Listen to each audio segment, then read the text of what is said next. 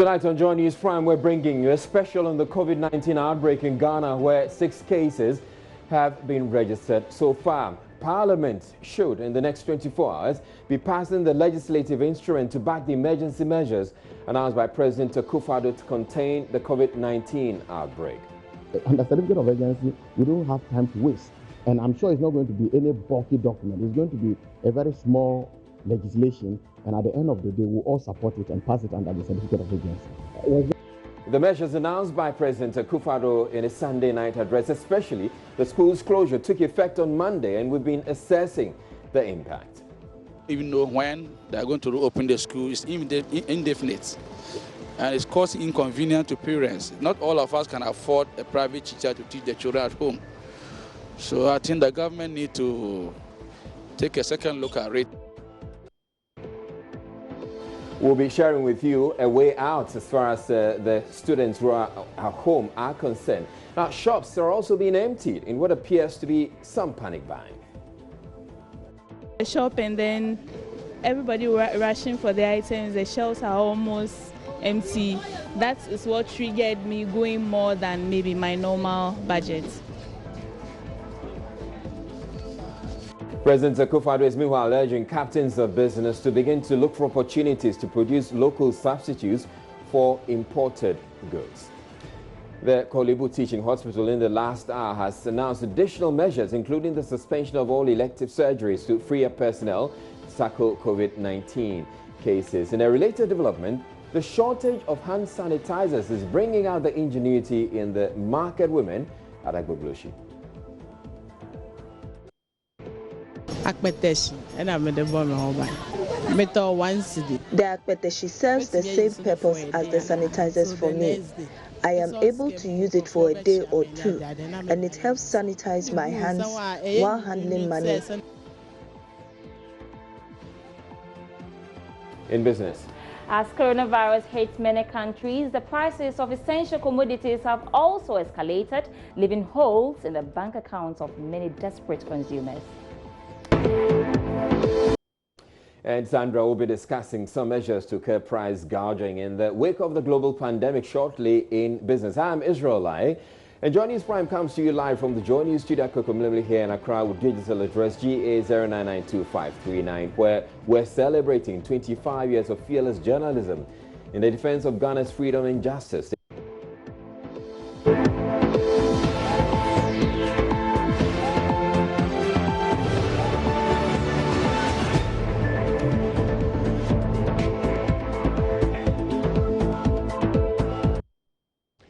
Now, in our first story, Parliament is promising to pass in the next 24 hours new legislation to back emergency measures announced by President Akufo-Addo Sunday night to contain the spread of coronavirus in Ghana. The president, in his televised address to the nation, announced a number of measures. Both will be discussed shortly. At a meeting with the presidency on Monday, the legislature agreed to fast-track the legislation. Speaker Michael Quay, however, ruled out suspending parliamentary sitting to protect MPs. Deputy Majority Chief Whip Matthew Nyindam, who sat through the meeting, tells Joy News the new legislation will be introduced in Parliament on Tuesday. He says leadership of the House, from both majority and minority, pledged their support to the president. In terms of the new legislation that will help deal with the coronavirus situation? Well, I think that what we really agreed on, or what the president put across, was, God's willing, the Minister of Health, Attorney General, and then the Minister for National Security is supposed to get us the legislation by tomorrow. And we have to take it under the certificate of urgency to give backing to the present directives. So in the nutshell, I think that is what actually went on. But he got the backing of the House. The Speaker gave a strong indication, supported by the minority leader and obviously the majority leader, showing that tomorrow, if God's willing, the document gets to this House, we surely take it under the certificate of urgency to back the president. And you say within 24 hours it will be passed? Exactly, yes. We expect, like I said, under certificate of urgency, we don't have time to waste. And I'm sure it's not going to be any bulky document. It's going to be a very small legislation, and at the end of the day, we'll all support it and pass it under the certificate of urgency. Was there a conversation around suspending sitting because the president has said gathering more than 25 shouldn't continue voting, and Parliament is more than 275. Yes, Parliament obviously is more than 225, and like I said somewhere that, look, the present directive excluded Parliament because even the quorum to sit is more than 25.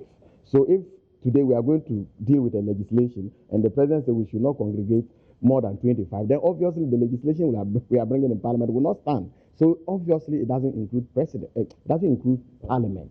But we are looking at measures that we also put in place to make sure that at least we don't unnecessarily congregate, okay, and putting the sanitizers at trying to as much as possible recognize and practice best practices that have been put out there for all of us to put into practice. We will definitely be observing it. We wouldn't be allowing people to flow in, out anyhow. And the public gallery may not also be open to the public apart from the media. So some of these things will be coming up very soon. But I think that's why we're arguing. But for Parliament to say a suspending sitting, I think that has not been part of the agenda. And did it sound like the President was excited about the kind of support that he was getting from Parliament? Oh, sure. President was excited because it's not just about the President, it's about all of us. It's Ghana as a nation, and we all have to support, okay? We all need to fight it, and definitely we will support the President at all costs. Right, and joining us via Skype right now is parliamentary correspondent Joseph Opoku Gakpo. Hello, Joe. Now, we certainly in extraordinary times. Do you have any idea the measures announced by President Akufo-Addo that are making their way into this legislation? So we gather that that would seek to give the state a form of emergency, not actually so that measures are the French indicated that was excited that even without putting out something in force, Ghana abiding that you don't push representative the ones approved. This document was kind of powers to rule out dedicating resources to the problem, giving out the Right, unfortunately, Joseph, we're having challenges with the audio connection to you. We'd have to try and re-establish connection with you. But moving on, as I indicated, President Akufo-Addo in his address on Sunday night announced a number of measures. It has resulted in empty classrooms, empty compounds, and idling students. And that is what you find in most senior and basic greater schools in the Greater Accra region after the directive. Now, some parents in the Greater Accra region are supporting the president's directive, but there are some who have a worry. They say the announcement should have come a lot earlier to them so that they can be better prepared or better prepare their children to stay at home during the partial lockdown. F4 Evans Chinri has more. I'm out here trying to get parents to tell us exactly how they feel about the president's directive to suspend all educational activities until further notice. Well, some parents think that it is a good move to keep the children out of harm's way. Other parents think that the president is overreacting. Let us find out what other parents think as well. Pastor Emmanuel Ofori is a graphic designer here in Accra. He woke up at 5 a.m. Monday morning to get his children ready for school and meet his business partner later at 10 a.m. Unfortunately, he'll miss this meeting because his children have to stay in the office with him. Pastor Ofori says he was not aware of the directive, so he sent his children to school. He says he's not worried about the situation because he feels children are best monitored at home. So I got to the school compound before I heard that there's a short break for the students because of the issue coronavirus that has taken place. So when you got there, and decided to bring them to work because in the house nobody is there to take care of them. So that's why they are here with me. Isn't this going to affect your business? Not really, because even if it were to affect me, the situation now that has taken place, you can't do anything about it. You have to also help, because if you leave your children at the school, I don't know what will going to happen to them. So since the government has also trying to help us to also keep our children in the house, for a while so that they do not contract the sickness. It's normal.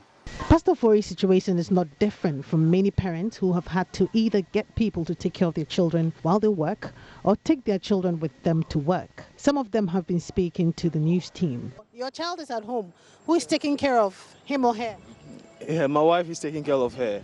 My wife is taking care of her for now.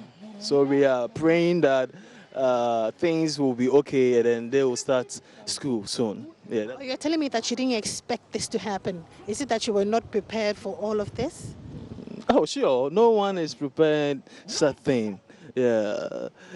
Some years ago, we've been hearing this far, but for now, it has come.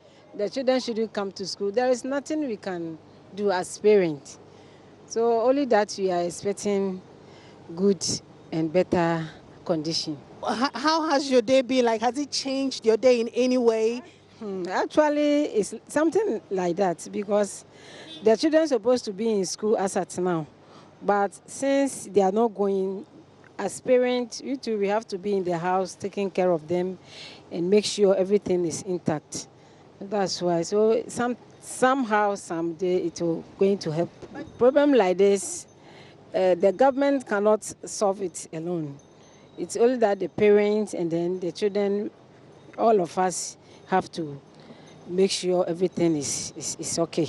So it's good because the virus is very serious. I think the announcement should have come earlier. Secondly, I think the government is behind time because when he came and then made an announcement that he have allocated money for the various hospitals to work on the virus, at least should have been something that the money should have been disbursed for those hospitals to start working on it. But now that the release keep rising, I think now they say we'll have 6. We don't even know how true is that. The Food and Drugs Authority in the Ashanti region has begun an exercise to track expired hand sanitizers on the market. Personnel of the authority mounted an operation on Friday following intelligence, though none of such products was traced. Regional head Nora Nakite-Labi says the market surveillance will continue to protect the public. No, I think because I indicated that they should ensure that the expiry date has not elapsed. Because if the expiry date has elapsed, then the manufacturer is not liable for anything.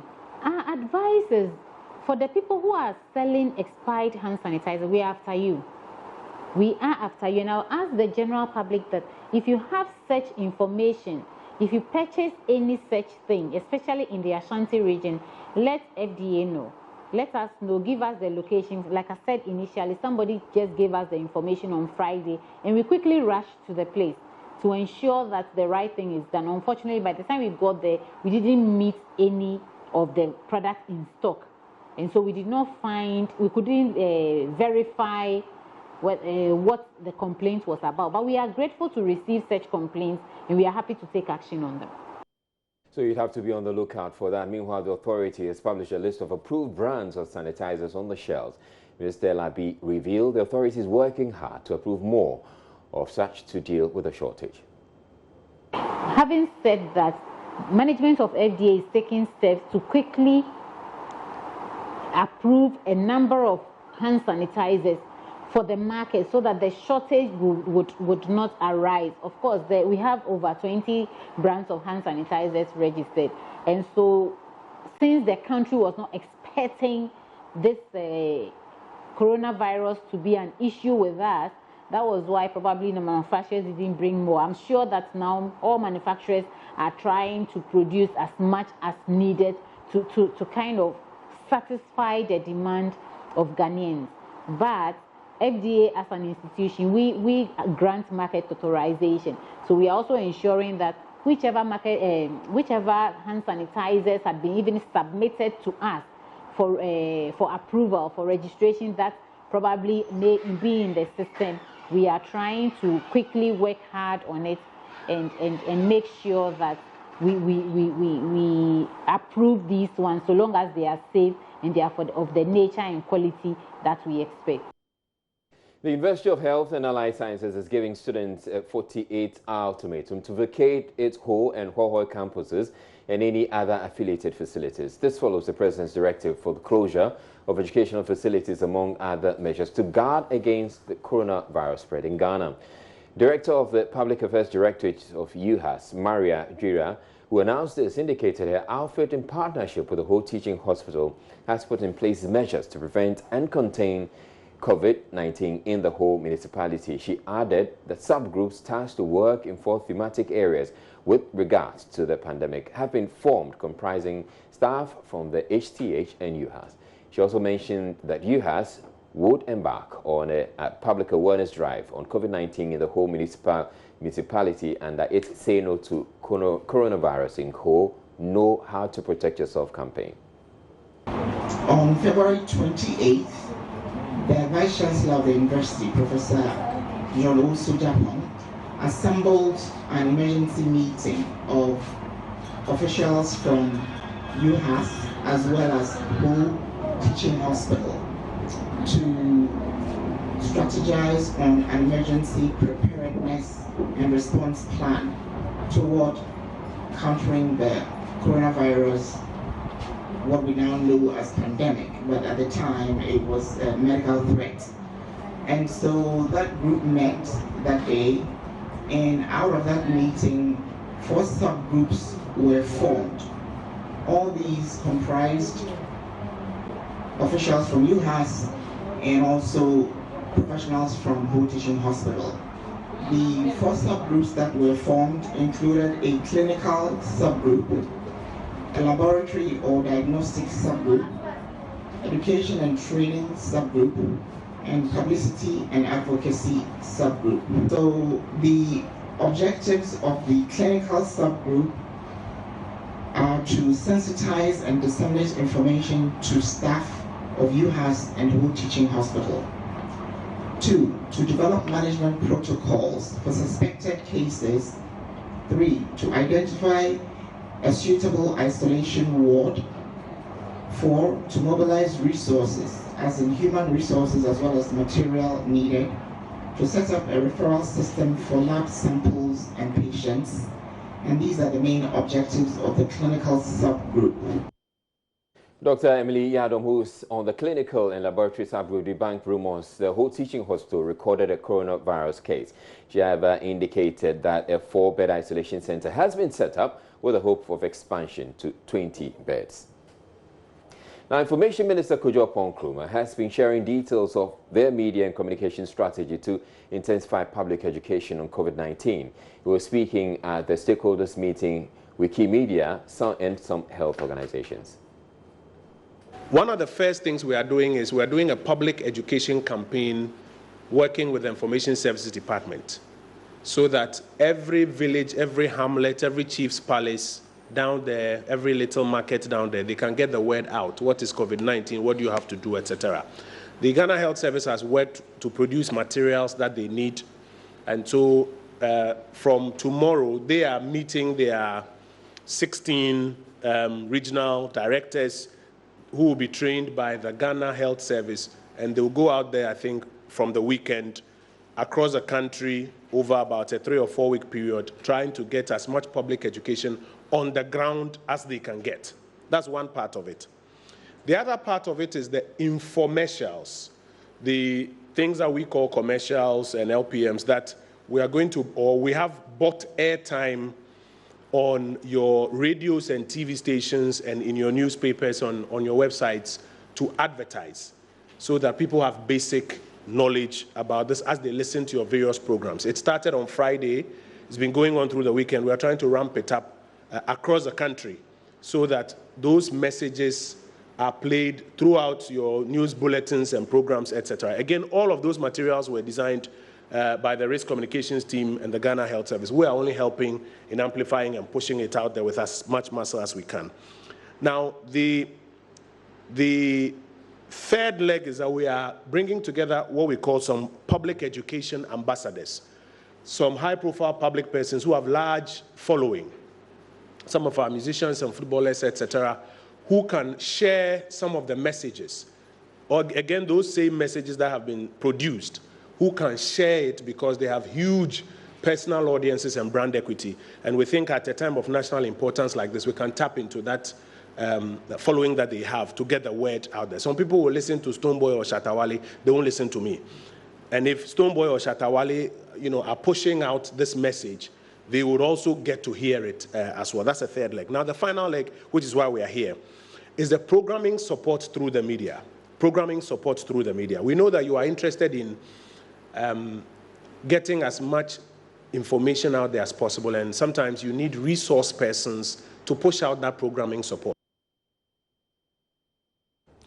All right, you're watching Joy News Prime, and now we have some other release coming from the Korle Bu Teaching Hospital. We would share with you right away. It has in the last hour, the Korle Bu Teaching Hospital has in the last hour announced additional measures, including the suspension of all elective surgeries, and it is to help measures to forestall the spread of COVID-19. It says the Korle Bu Teaching Hospital has taken the measures below following the directive by the President of the Republic for social distancing to forestall the potential spread of the COVID-19. The hospital has decided to suspend all elective surgical cases. Only emergency surgical cases will now be taken care of. The appointment system of the hospital shall be enforced, and patients are advised that they should only come to the OPD when it is really very necessary for them to report for care.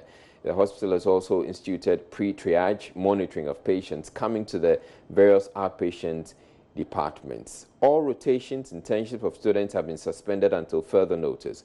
Various departmental morning meetings and all other workshops, conferences are equally suspended. Visits by patients relatives to the hospital have been restricted to only 2 visitors while the patient is on admission. In the case of child health, only the parent, guardian, and are permitted to visit, and all visitors shall be screened. And then 7, staff and visitors to the hospital are all encouraged to observe the basic safety protocols, which include hand washing with soap and running water, cover your mouth and nose with a flexed elbow or tissue when sneezing or coughing, and avoid close contact with infected persons, among others. So these are measures being implemented with immediate effect to minimize overcrowding at the outpatients department at the Korle Bu Teaching Hospital.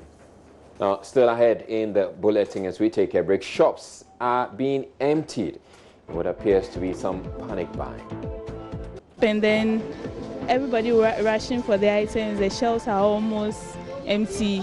That is what triggered me going more than maybe my normal budget. In a related development, the shortage of hand sanitizers is bringing out the ingenuity in the market women at Agbowoshi. The akpeteshi serves the same purpose as the sanitizers for me. I am able to use it for a day or 2, and it helps sanitize my hands while handling money. We're taking a break to stay tuned in. We'll be back in a bit.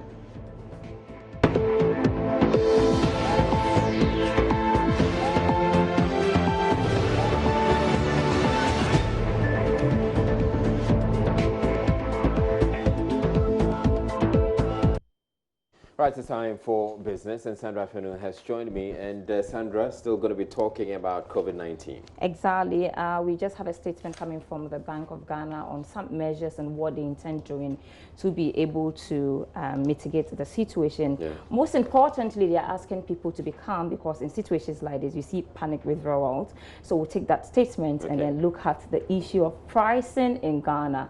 It's outrageous. And then the issue about the headlines and the measures announced by the president or government, essentially curbing flights or restricting flights into the exactly country. We have something on that as well. Thank you.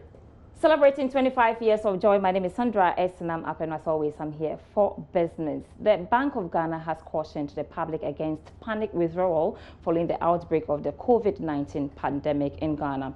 The bank, in a statement issued a few minutes ago, dated March 16, states, and I read that the Bank of Ghana has been following the news and developments of the outbreak of COVID-19 pandemic.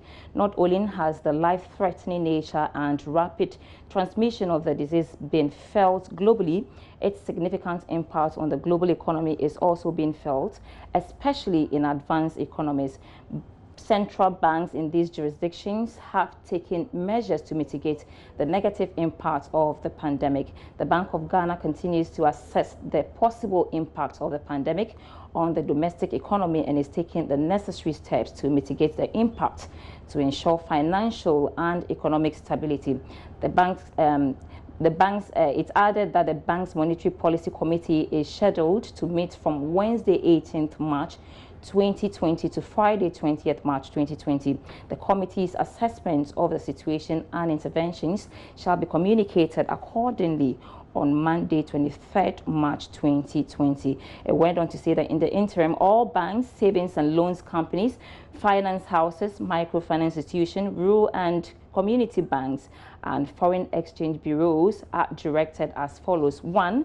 To activate their business continuity and disaster recovery plans proportionate to the current circumstances and to review these plans as the situation changes. To also abide, that's the second one, by the public notices and advisory issued by the government of Ghana, the Ministry of Health, the Ghana Health Service, and other relevant authorities in the relation to the COVID-19 pandemic. It also said that to enhance protective and safety procedures for all staff, namely, and also went on to say that they have to ensure that all banking halls, automated teller machines, that's the ATM, counting machines, and other relevant equipment are sanitized on a regular basis. It went on to say to ensure that the staff and customers comply with the social distancing practices and also to ensure that critical and frontline staff are provided with protective equipment, gear, for example, gloves and nose masks and not one, and it went on and on. And the Bank of Ghana says that it will continue to monitor developments in relation to the economic impact of the COVID-19 pandemic. And the bank wishes to assure all stakeholders that it remains committed to its mandate and will take the necessary measures to mitigate the impact of the current situation. So that's a statement from the Bank of Ghana.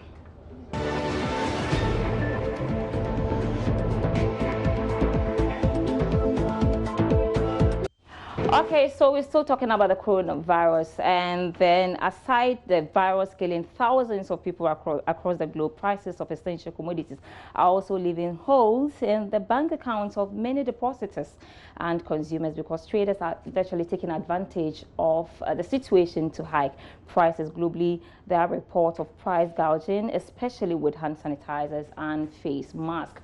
I have graphics for you on some of the things that is currently going. So this is what you see there. A hand sanitizer that usually previously was selling between 20 Ghana cedis is now going for 80 and as much as 150 Ghana cedis.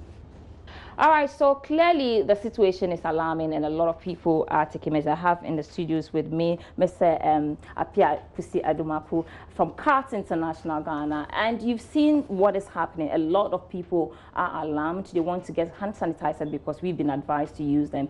And what do you make of prices on the market? I think it's a normal response to demand. You know, from the rules of economics, when demand exceeds supply, prices will normally jump. But the question is, at what point should sellers of goods and services be willing to escalate their prices? And that is an element of a law we call competition law, and also which seek to protect consumers.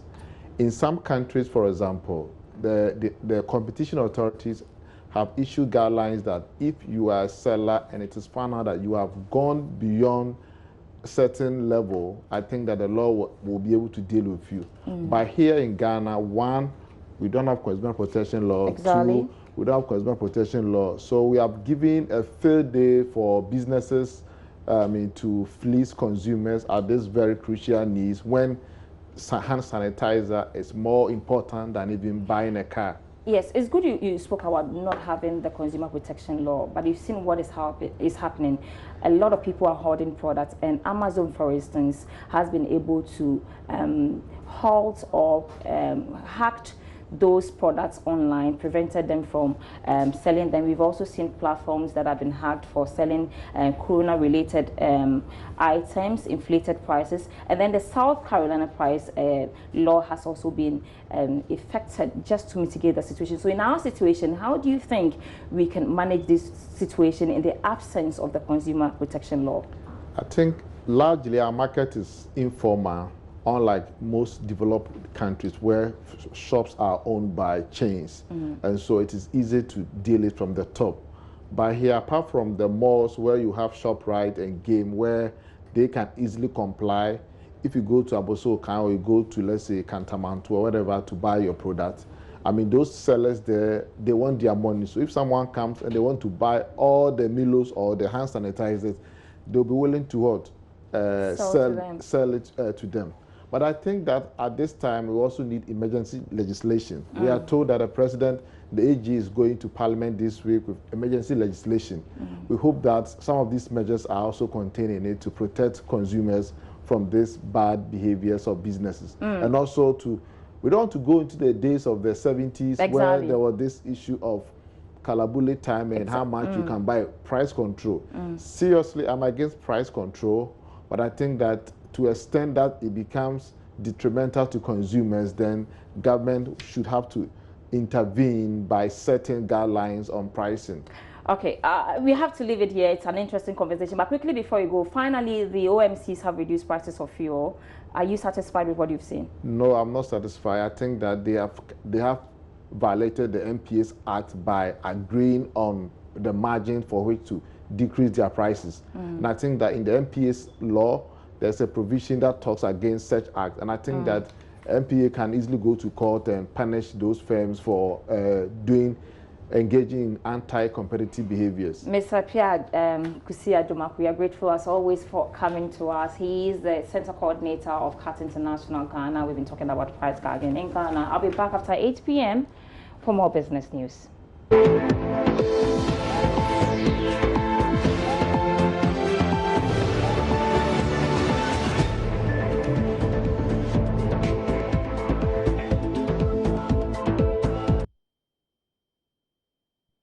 Now, there are limited preventive measures against coronavirus at various bus terminals and lorry stations in Kumasi. Congestion has been compounded by an increasing number of travelers as schools close down in line with government's directive. GAP passengers, mostly students, have been stranded in long queues in desperate move to catch a vehicle to their respective destinations. Nana Sensume visited some terminals and filed this report. Yes, Church Junction is a major transit point for many travelers, especially on the main Accra-Kumasi road. Hundreds of second cycle and tertiary students with their luggage waiting for vehicles. Some of them suggest the announcement of the closure has taken them unaware. Going home is right. Staying in the school to be right, but then it should have been planned well. We were supposed to be notified, let's say 2 days or 3 days to the day we'll be left to go home, because not every parent is satisfied with the wards in a bus. Like my dad, he's really not satisfied with me joining VIP or something, but then I have to because the school is closed for Form 2 and 1 students. The anxiety of waiting for long to catch vehicles comes amid fears of sharing seats with other passengers. Yeah, we heard about the COVID-19. So because of that, our headmaster told us that maybe a person will be affected or infected. So in case of that, all of us should come home due to the virus. And I've just picked a car from Opoku Santase to let's say Tech, and I'm even scared of that. And I don't know what to even. So how do you feel boarding car with people? You touch skins. I'm even afraid. Maybe a person is infected. So, and maybe I don't even know what to say. At the VIP station at Asafo, the mood is one of business as usual. No station official or passenger on a crowd-bound bus wears gloves or any protective equipment. I'm Lillian, and she's Genevieve, and then Selma. We are from KSTS, and actually we are going home. We didn't prepare for it, although, but we have to cope with the situation. But I mean, it's very stressful. They are informed too, but I am informed too. But I think I have to join them to the house because the way they are talking about this whole issue, it can come and attack any of us in school. So I have to also go home. So do you fear? Do you have any fear about it? Yeah. What's your fear? Yeah. Because one, our dormitories are very choked, and then since they are allowing them Form 1 and 2 to go home. Actually, we have day students who are also in Form 1, who are also in Form 3, who actually come back to school, and teachers move from the house to the school. So we don't know where the thing will actually come from. So I thought that it would have been wise for them to release all of us, because we have day students among us, because we are all not borders, and you can't quarantine all of us in one place. So I think that they should allow all of us to go home. We know that we'll be having WASI to ride, but actually safety first, yes. We can't just stay there and then we can even die, because the thing I think is very stressful and very... For Joy News, Nana Asensumensa reporting. Now, some traders at the Gbogbolosyi market in Accra are opting for the locally brewed gin, popularly known as akpeteshi, to disinfect their hands in the wake of the coronavirus spread and the shortage. There's presently an astronomical price increase in the price of regular hand sanitizers, but the traders believe the alcohol content is capable of getting rid of the virus, just like the sanitizers. Joy News' Mamiesi Thompson has more in this report. Akuka Bisela demonstrates how she uses the akpeteshi to disinfect her hands. She pours a bit of the quarter-filled 500ml bottle into her palms and rubs till it fades into her skin. She trusts that this procedure has killed any virus and is ready to serve her customers. Akpeteshi, and I'm the metal 1 cedi. The akpeteshi serves the same purpose as the sanitizers for me. I am able to use it for a day or two, and it helps sanitize my hands while handling money and even shaking people as well. She's not the only one who has embraced this new style of protecting oneself from the spread of the coronavirus. Her colleagues have bought into the idea. I use sanitizer and akpeteshi. They say akpeteshi. So this morning I use akpeteshi and sanitizer to wash my hand because of the alcohol. It used to be 2 cedis, but now it has become 8 cedis.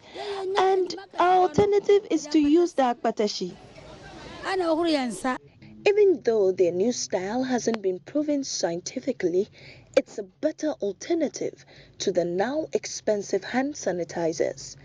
The 2 cedi bottle now sells at 8 cedis, and the 5 cedi bottle now sells at 12 cedis. This trader is very unhappy about the situation. How many people can afford it now, especially the poor? Imagine a family of 2 or 4 children. How will they manage? It's very disheartening. But vendors have been justifying the prices. One of them who attempted to explain says they have no control over the situation. Very early this morning, I had to go and restock, and the prices had ballooned. It is not my fault. Meanwhile, akpeteshi seller Auntie Lizzie is happy her akpeteshi is moving. While there, she serves a customer. The young men enjoy the akpeteshi.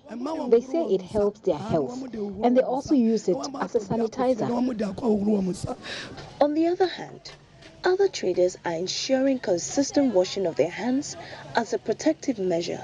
For Joy News, Esi Nyamiche Thompson.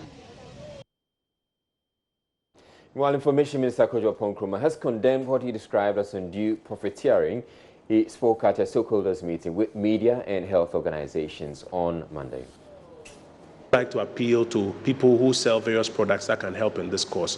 This is not the time to be unduly profiteering with your products and your services. Like the President said yesterday, these are not ordinary times. These are the times when we have to come together as a human species and ensure that we do things that assure the survival of each and every one of us. Right, so it's time for showbiz, and COVID-19, it's affecting just about everything, certainly affecting showbiz as well.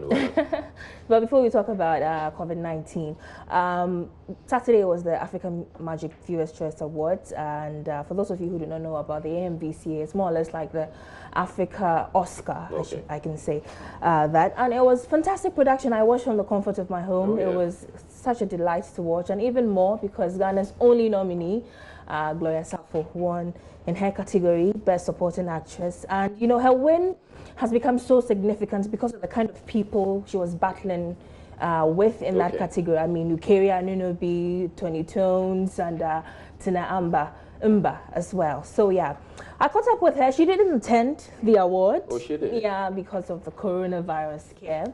But I asked her to describe to me that moment when she was, you know, pronounced winner, and she has been telling us.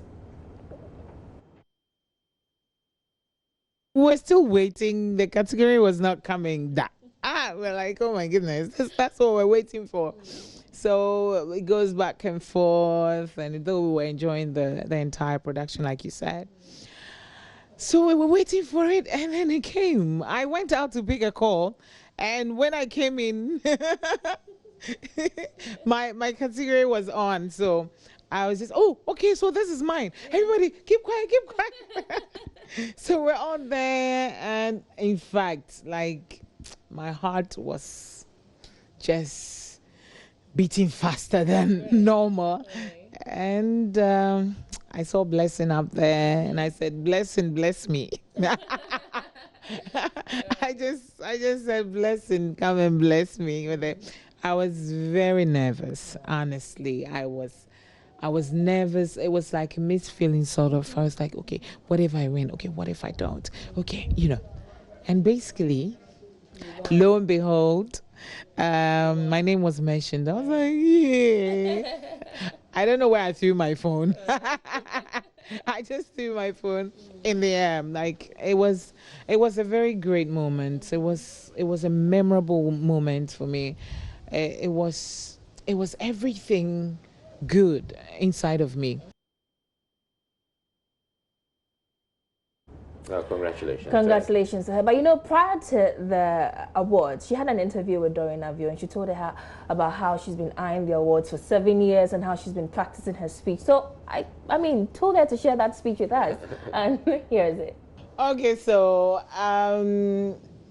thank you, everybody. Dear Africans, I think I'll need about 3 minutes to do this. Okay, if not, give me 2. Or maybe we can do 1 minute. All right. So thank you to God Almighty for this great honor done me. I really appreciate, and I give you all the praise for that. Thank you so much. Thank you to everyone who voted and supported me. For almost 7 years, I've been eyeing and aiming at the AMVCAs and giving my speeches to my mirror. And today I'm here. God says, this is your time, and I'm here. Thank you. I really appreciate it. Thank you to Shirley Frimpong Manson. Thank you to the entire Sparrow production crew, cast, and everybody who was part of Perfect Picture 10 years later. Thank you to my family, to my colleagues, especially those who are fighting the battle that I have fought. It is well. It's going to be okay. It's not over until it's over. And thank you to my fans. I really appreciate you. This is for God. This is for my soul. This is for Shirley Frimpong Manson. This is for Ghana. This is for Africa.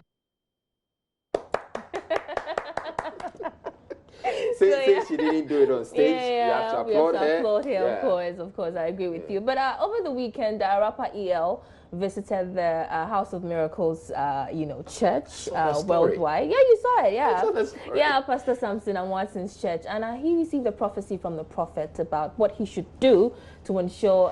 first of all, I couldn't actually make him. I mean, I was like, is that EL? Is that EL? Did you see how the pastor called him, that Rastaman there? He had no clue. The guy, the Rastafarian guy, yes, the one, yes, stand up. The hand of God is on your life. Serious. The hand of God is on your life. I see greatness on you. I see greatness. It needs to manifest. Everybody around you thinks everything's okay, but there's that is about to come out more. Because what will confirm is when you are there, you know that people think I'm this, but there are more things that are covered. When you are there privately, the thing will talk to you like that. It's like you are pregnant with a lot of ideas. God said in the year 2020, from September, God is going to honor you. I see estates. I see, you know what? It's so big. Because this gentleman, you just laugh people for no reason. But the issue is your resource is minimal. When people see you, they think everything. But what I'm seeing is, I say, you cover baby, you cover, and no one will move too much. You'll be great, and nobody can bring you down. I see greatness on you. I see everywhere. I'm not talking about just being celebrated in Ghana, but you'll be celebrated beyond the borders of Ghana. You become a global champion. That when people hear your name, but God said I should deal with some snakes. Any snake around you who shows as if he or she loves you too much, may God disconnect you from them. You know what? God begin to bless you when relevant men meet you. May you meet your relevant men. You don't need regular people. You need relevant man. So, I mean, for lots of the people who are watching right now, I'm sure they're wondering, who's that guy? Yeah, who's so that let's guy? look in. So that's EL. EL, yeah, rapper EL. That's EL. That's and I mean, you look at him here, you look at what you see in the very video. looking very innocent, very, laid back. Yeah, and here he's looking like a hard guy. Yeah. In the presence of God, all knees will bow. Amen. Amen. Hallelujah. So I look at the way we're handling COVID-19 here in Ghana and the way it's been handled elsewhere. So here we have Idris Elba, famous movie star. He comes out to say that I have COVID-19. I'm wondering why we're keeping it under wraps, the people who have COVID-19 in Ghana. I have no idea. I've been wondering myself. I mean, key word I took from his statement there said transparency is the best in this moment. So that'd be all for showbiz. Anyway, thank you very much, welcome. Noella, for bringing us showbiz update for those watching on Joy Prime. But there's more news on the Joy News channel. Stay tuned in.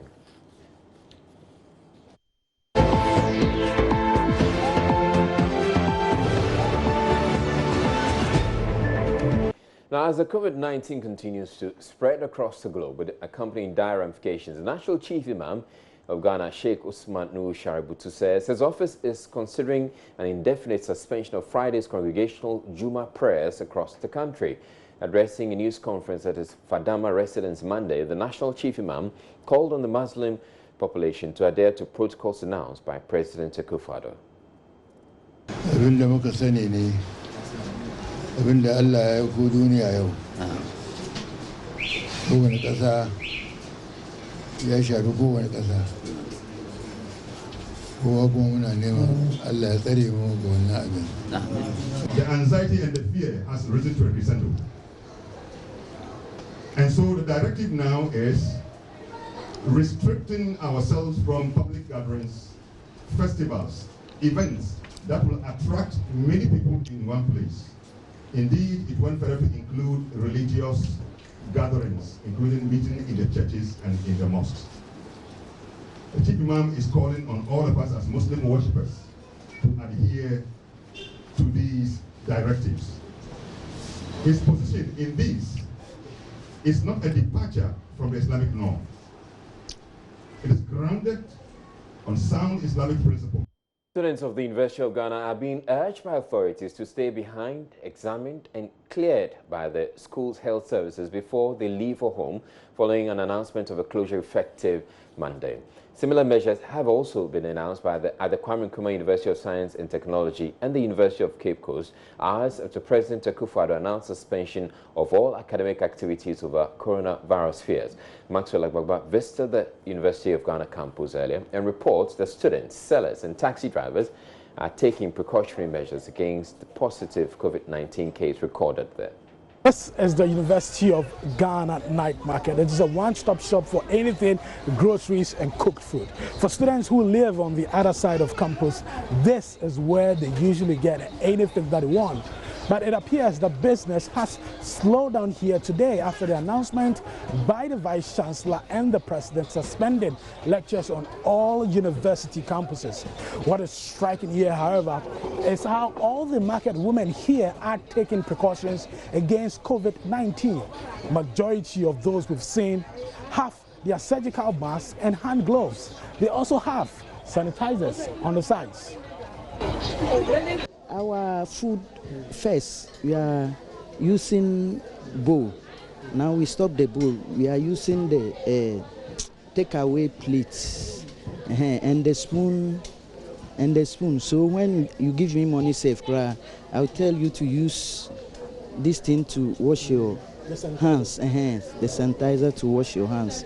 So we are trying our best because of we don't want the virus to worry our school boys. Yeah. And now you see small, they are coming small, but when they close like this, you see them plenty, but now it's small, so it's affecting us. Anytime I get into contact with people, I just try to, go wash my hands. It depends on how much contact I came into with people. So after that, I just use this hand sanitizer here, just rub it on my hands. And when I feel I've had too much contact with people and with money, then I just go to the tap, wash my hands, and then I'm done. But with the face mask, I think because of this hot weather, wearing the face mask and working and walking in the sun is going to deprive you from getting enough air. So I just try to just stay healthy by cleaning my hands often. Yeah, at least we have to, because we are selling, we have to at least take protective measures to at least protect ourselves from getting the COVID-19 that is out for now. So we're also trying our best not to get it. The first sign of what appears to be a partial lockdown can be seen at the University of Ghana entrance, specifically the taxi rank, where we found a lot of taxi drivers sitting idle. Many of them we interacted with said they are beginning to feel the impact of the possible closure of this university over fears of COVID-19. Well, long queues are beginning to form at supermarkets and shopping centers as the ban on public gatherings take effect. President Akufo-Addo last night directed an indefinite closure of schools and placed a ban on public gatherings as the country's confirmed coronavirus cases hit 6. Some supermarkets in Accra have since seen a rise in sales as customers continue to troop in to shop for fear of a food shortage. Aisha Ibrahim visited one of such supermarkets at North Kaneshie and now reports. Long queues are beginning to form at supermarkets and shopping centers as the ban on large gatherings take effect. This is the Awenyame supermarket. The shelves are virtually getting empty. The place is crowded with customers buying toiletries, groceries that will take them longer than they will normally buy. Let's get in there and see what is going on. Most shelves at all branches of the Awenyame supermarket at North Kaneshie and Atiko in Accra were virtually empty as scores of people shopped in large quantities for fear of food shortage in the event of a shutdown. It's just coincidental that I happen to, come around today. But then looking at the way people are rushing for the items on the shelf, I just have to increase because you are not sure what will happen the next time you have to come and do your normal shopping. Into the shop and then everybody rushing for the items, the shelves are almost empty. That is what triggered me going more than maybe my normal budget. Items including sanitizers, disinfectants and toilet papers are already running out. What are some of the things you coming into the Dettol and those other items? That reminds me, I need Dettol too. Let me go get one. I picked the last on the show. Oh my goodness. Manager at the supermarkets says sales has tripled after the confirmation of the first COVID-19 case in Ghana last Thursday. The good thing though, workers at the supermarket confirm there is little exchange of cash as many opt for electronic payment. People are using a lot of their ATMs and mobile money since they don't have cash on them, because some are not prepared to buy the stuff, but when they come around and they see what is going on, they have to buy. Aisha Ibrahim, Joy News, North Carnation. Well, that was Aisha Ibrahim herself contributing to the panic buying. The School of Public Health of the Kwame Nkrumah University of Science and Technology is debunking the assertion the country will record many deaths in the wake of the coronavirus scare. Head of the Department of Global Health, Professor Sam Newton, says the country's youthful population structure makes a high disease mortality unlikely. As Ghana records 6 cases, Law Firm's Kwesi Deborah visits the School of Public Health, KNUST, to find out how Ghanaians will be affected by the disease. In 2003, we had SARS. In 2012, we had MERS. And in 2020, we experienced one of the scourge of the 21st century, coronavirus, also known as COVID-19.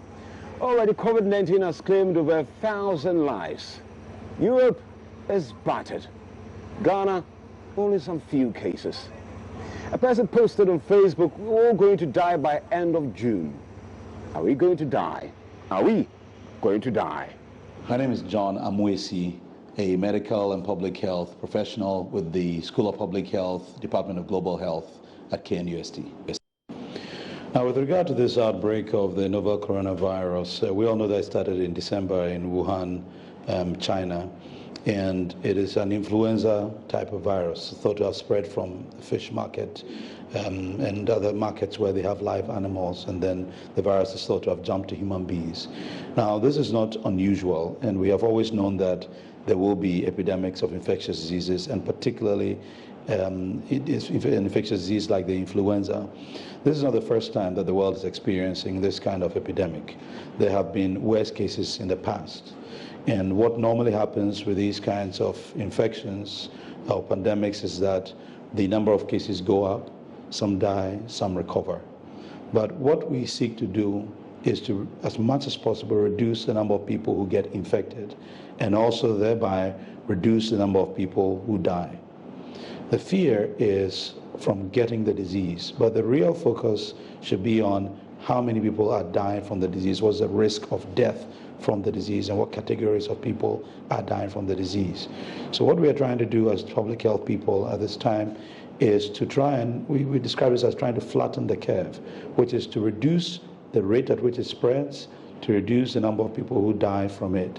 What this means is that the epidemic or pandemic may last for slightly longer, but if it is left to take its own course, what will happen is that the curve will shoot up.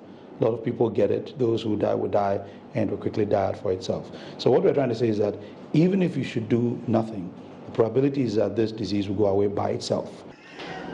Professor Sam Newton, Head of Department of Global and International Health, School of Public Health, KNUST. When you look at the science, even in a place like China, where we are talking of 3 to 4% mortality, they have issues there. They have more people living to very old age. Apart from that, lots of people smoke. They have very bad air pollution issues there. And here we are talking about 3 to 4%. So we are not talking, it looks like the media is not talking about the 96% who recover. That's assuming the mortality is 3 to 4%. All right, so we're not going to die. We're taking a break. Here we'll bring you business.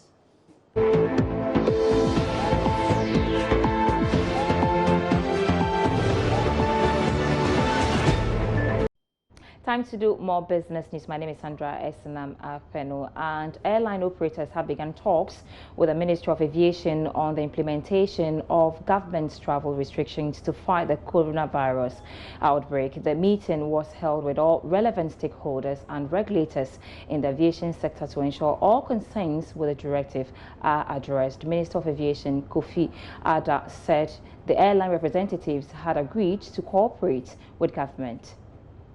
The travel advisory by government discouraged travel to the country until further notice.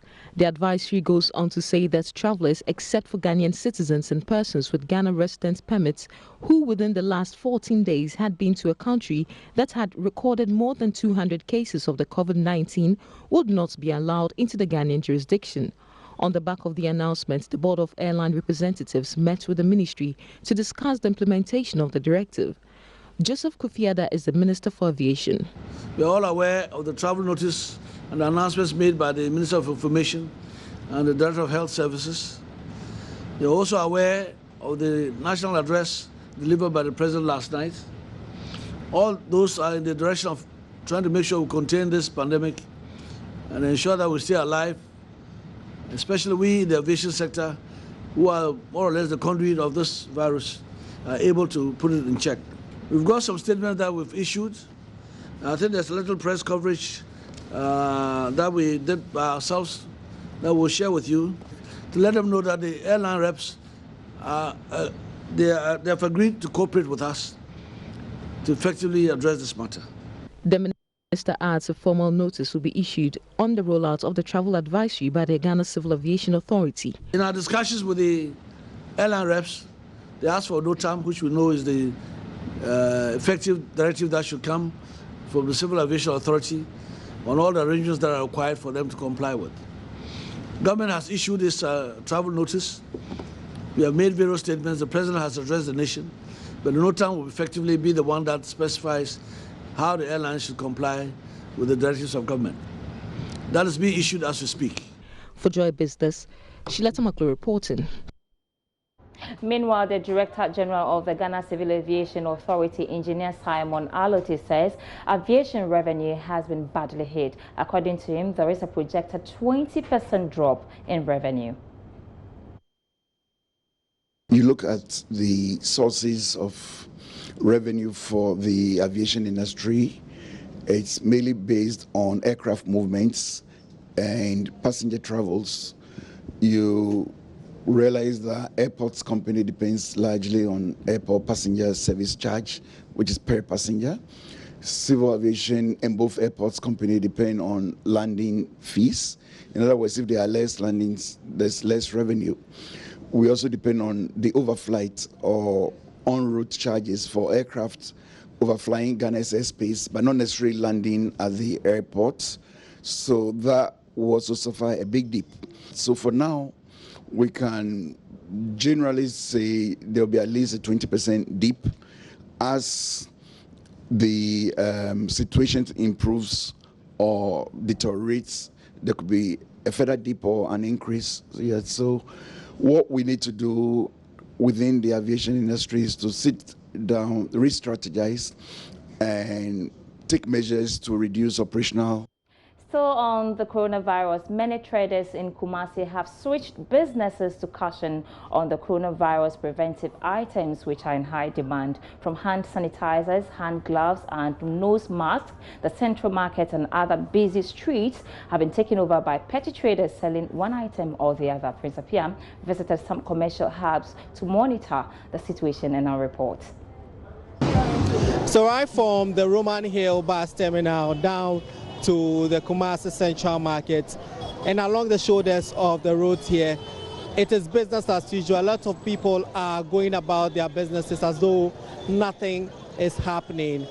It is for just a few people that we've observed with nose mask and hand gloves.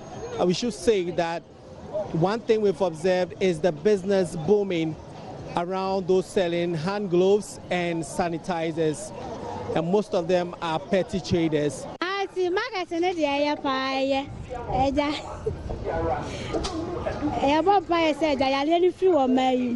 The business is good. We pray that disease leaves us. I used to do donkomi before I switched to selling gloves. We sell at 1 cedi. Others are selling at 3 cedis.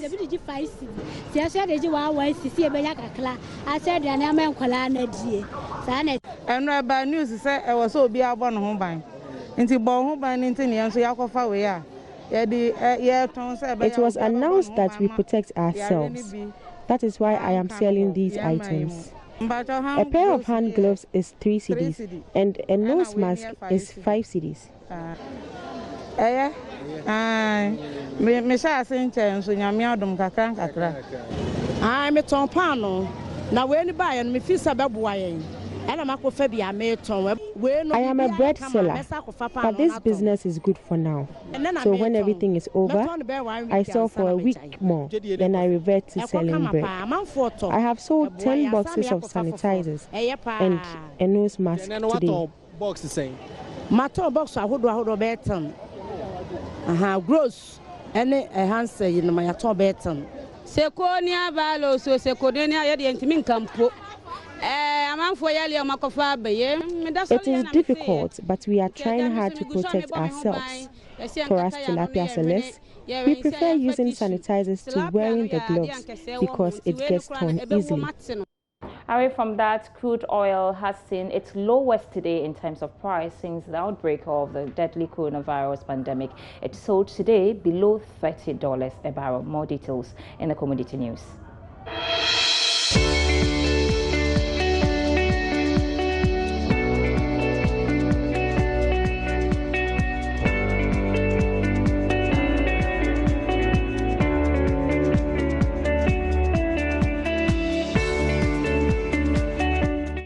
Thanks so much for your time this evening with me, Sandra Esenam. Up and there's more news on our website, myjoyonline.com/business. Have a great evening.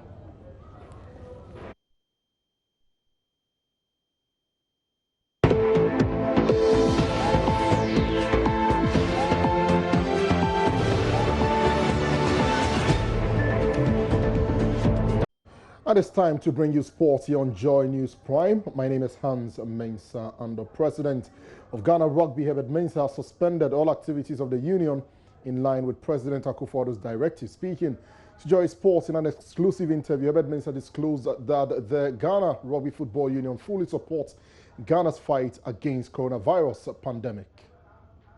The president's speech was in line with everything that we believe. The most important thing at this moment in time is the preservation of life. It's not about sports, it's about the preservation of life. We have, for a period, instituted a number of measures to improve hygiene, to make people more responsible. Here at Rugby headquarters, we've been spraying the building and so on and so forth. But we were waiting for leadership, and that's what we got in the president's speech. It was in line with discussions I've been having with the president of Africa Rugby and other Africa rugby presidents. We're all on the same platform. Let's do some football. And Accra Great Olympics have won their protest against Mediama Sporting Club. They've been declared winners of the Ghana Premier League March Week 12 tie after Mediama fielded an unqualified player in the person of Nana Kofi Babel. Here is the full decision as released by the Ghana Football Association. One, that the protest of Accra Great Olympics FC is successful since player Nana Kofi Babel was unqualified to play in the March Day 12 Premier League game between the two sides. That for fielding an unqualified player in the said match, Mediama shall be considered as having lost the match, and accordingly 3 points and 3 goals is hereby awarded in favor of Accra Great Olympics. So that